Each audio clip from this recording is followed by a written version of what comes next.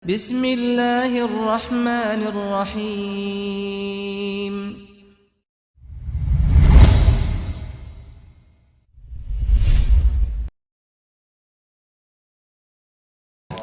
Wa ala alihi wa ashabihi wa man tabi'al huda ila yaumiddin, amma ba'd. Bapak-bapak dan ibu-ibu yang dimuliakan Allah Subhanahu wa taala, puji syukur kehadirat Allah Subhanahu wa taala yang masih memberikan limpahan rahmat, taufik serta hidayah kepada kita, sehingganya pada kesempatan siang hari ini alhamdulillah summa alhamdulillah kita masih dapat berkumpul melaksanakan ibadah sholat zuhur secara berjamaah. Nikmat yang perlu kita syukuri dengan mengucapkan alhamdulillahirabbil alamin. Salawat beriring salam semoga senantiasa tercurah keharibaan junjungan kita Nabiullah Agung Muhammad sallallahu alaihi wasallam yang selalu kita nantikan syafaatnya kelak di yaumil qiyamah, amin ya rabbal alamin. Nampaknya ini bapak-bapak tadi malam sholat tahajudnya banyak ya, sholat tarawihnya banyak. Jadi siang ini udah kelihatan pada melipir-melipir, mojok-mojok gitu ya. Yang penting doanya jangan salah. Jangan bismika Allahumma ahya wa amut. Kalau bismika Allahumma ahya wa amut kebablasan nanti ya. Jadi kita insyaallah alhamdulillah setelah kita melaksanakan sholat zuhur secara berjamaah, ini diteruskan dengan ta'lim. Ta'lim ini penting. Kata Nabi SAW, thalabul ilmi faridatun ala kulli muslim wa muslimah. Mencari ilmu itu wajib bagi setiap muslim. Alhamdulillah Bapak enggak nyari, ustadznya yang datang, diundang sama DKM. Alhamdulillah. Nah ini ya. Tapi udah didatangi masih lari, menjauh, naudzubillah. Ya. Tapi ya begitulah. Insyaallah semoga saya husnudzon ya, karena faktornya tadi malam kecapean sholat tahajud. Ya sampai 36 rakaat itu ya. Amin.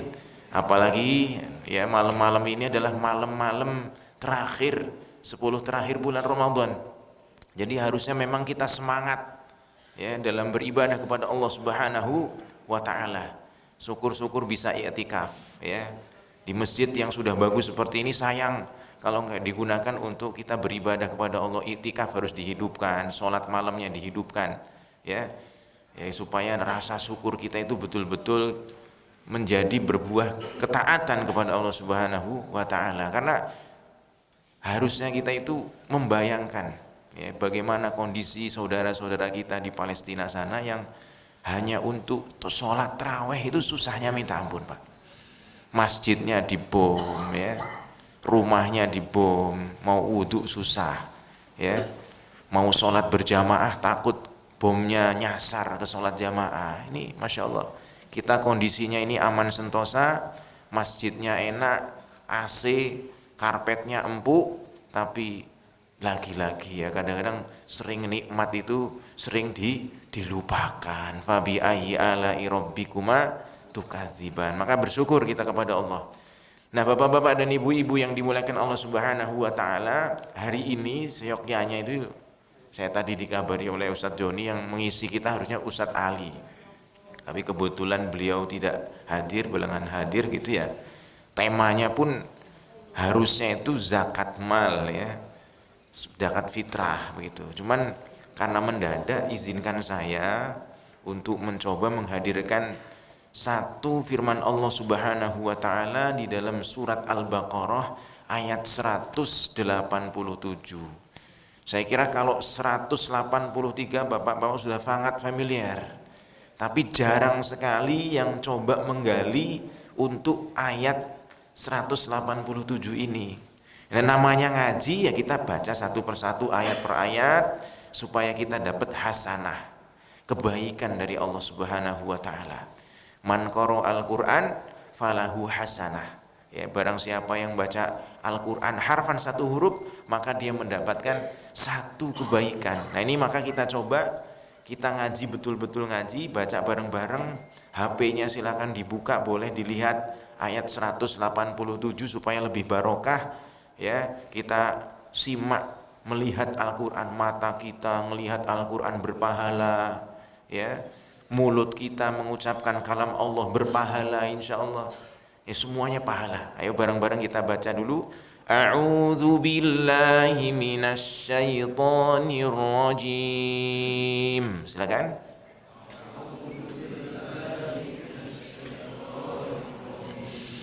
Bismillahirrahmanirrahim.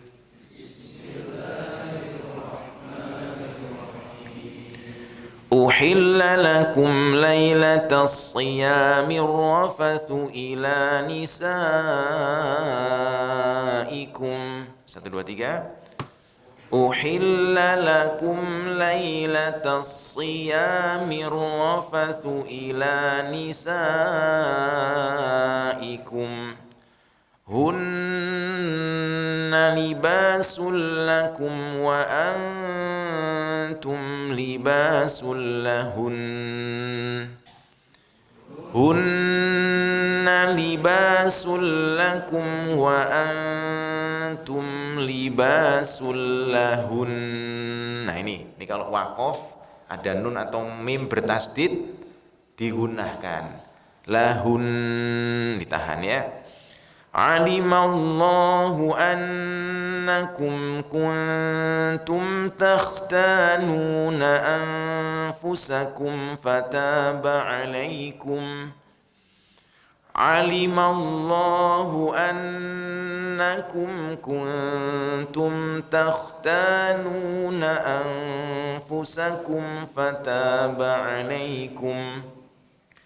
فتاب عليكم وعفى عنكم فتاب عليكم وعفى عنكم فالآن باشروهن وابتغوا ما كتب الله لكم فالآن باشروهن وابتغوا ما كتب الله لكم وكلوا واشربوا حتى يتبين لكم الخيط الأبيض من الخيط الأسود من الفجر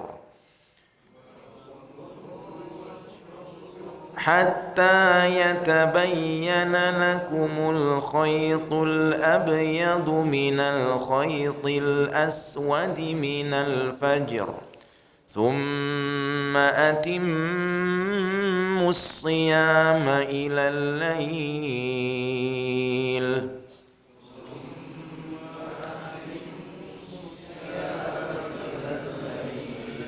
ولا تباشروهن وأنتم عاكفون في المساجد ولا تباشروهن وأنتم عاكفون في المساجد تلك حدود الله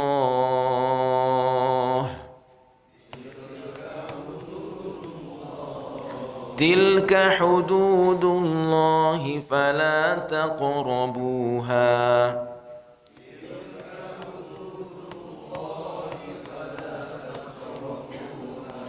كذلك يبين الله آياته للناس لعلهم يتقون.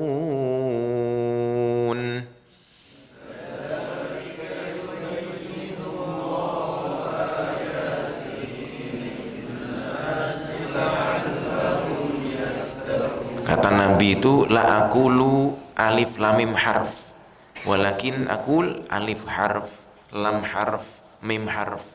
Kita yakin bahwa ketika kita membaca Al-Quran satu hurufnya itu kebaikan, Pak. Jenengan tadi Masya Allah bacanya banyak, ini ayatnya ini ya huruf-hurufnya banyak, insya Allah berpahala. Kita yakin nih tadi kita membaca satu ayat kemudian kita tadabburi, ya kita artikan arti satu persatu, kita pahami maknanya, kemudian kita amalkan, maka pahalanya Masya Allah besar sekali, Pak. Nah ini uhilla lakum, dihalalkan, lakum bagi kalian, lailatas siyami pada malam puasa, maksudnya bulan Ramadan, Ar-rafathu, apa ar-rafathu? Berjima. Kalau nanti ada tafsirnya ya. Rafath itu ya dengan istri gitu ya, bersetu, berjima dan sebagainya. Ila nisaikum, kepada istri kalian. Maka di sini diartikan oleh para ulama, farrafathu kinayatun anil jima. Jadi rafath di sini ya adalah diambil maknanya adalah al-jima. Ya, sebagai kinayah. Ya, kata ganti dari jima.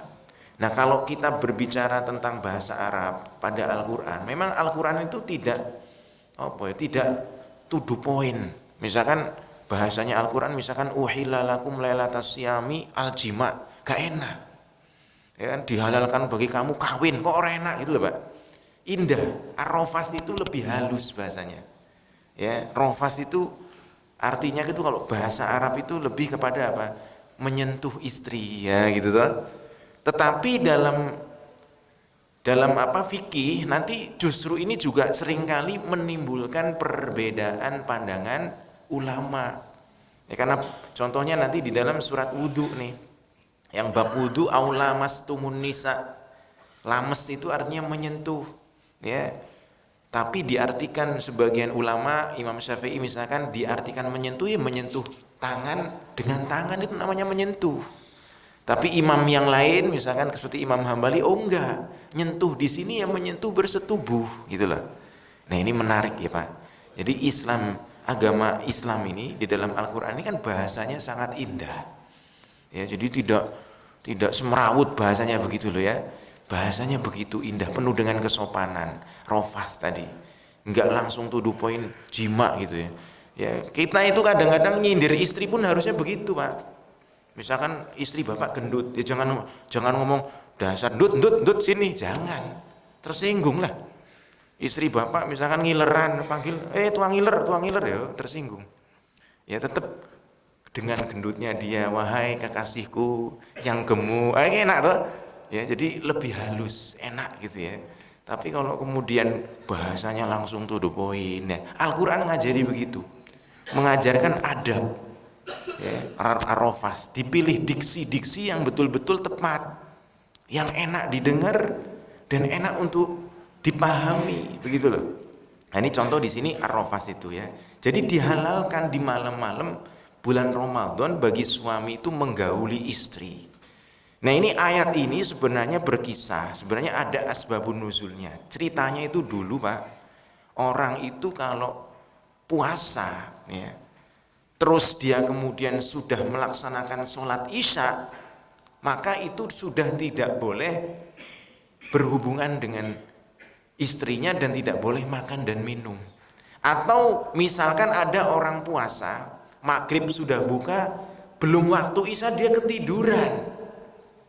Maka kalau di zaman dulu di awal-awal itu sudah tidak boleh makan lagi. Jadi tidur itu langsung berarti sampai besok lagi udah harus puasa. Di awal-awal Islam itu seperti itu. Ini menunjukkan juga bahwa syariat Islam itu ada namanya tahapannya. Ya.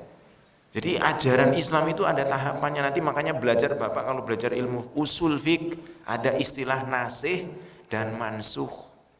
Ya. Kalau bahasa zaman modern sekarang itu ada istilah apa? Amandemen.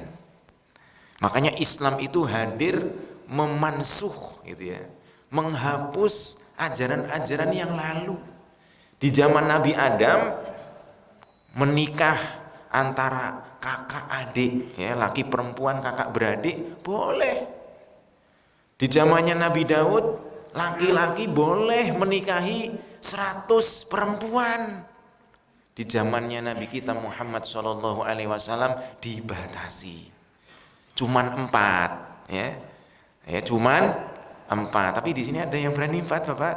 Kayaknya dari muka-mukanya ini tipikal-tipikal yang tidak berani ya ini ya. Termasuk yang ngomong Pak. Jadi santai aja ya, saya juga nggak berani gitu ya. 1 cukup gitu ya. Berani menolak begitu katanya Pak ya. Jadi begitu. Syariat zaman dulu itu dihapus demi sedikit. Tapi bukan jadi bukan seperti negara kita mengamandemen undang-undang, bukan demikian. Karena kalau mengamandemen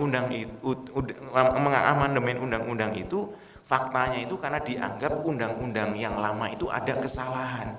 Kalau Gusti Allah mustahil demikian. Allah sudah tahu sejak zaman azali. Allah sudah menciptakan ya di Lauhul Mahfuz, sudah menulis ini begini, ini begini, ini begitu. Ya itu jadi nasih mansuh itu ujian buat kita yang beriman. Ya dulu di awal-awal Islam sahabat dan kanjeng Nabi itu kiblatnya menghadap ke Baitul Maqdis.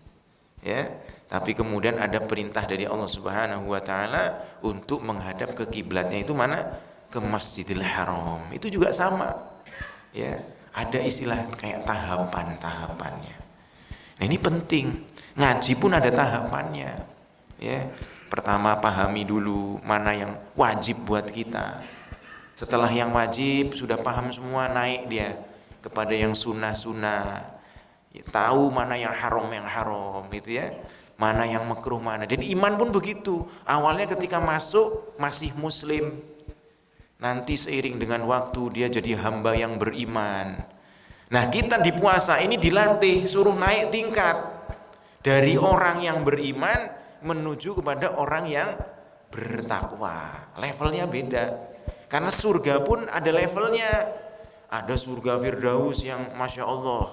Tapi ada yang di bawahnya Firdaus. Ada lagi yang di bawahnya tadi. Di bawah terus. Jadi orang pun seperti itu, mutafawid. Bermacam-macam. Tergantung kadar keimanan. Masa Gusti Allah menyamakan ada orang yang sholatnya rajin, ibadahnya rajin, baik kepada tetangga, baik kepada sesama, selalu berbuat baik, nggak berbuat maksiat.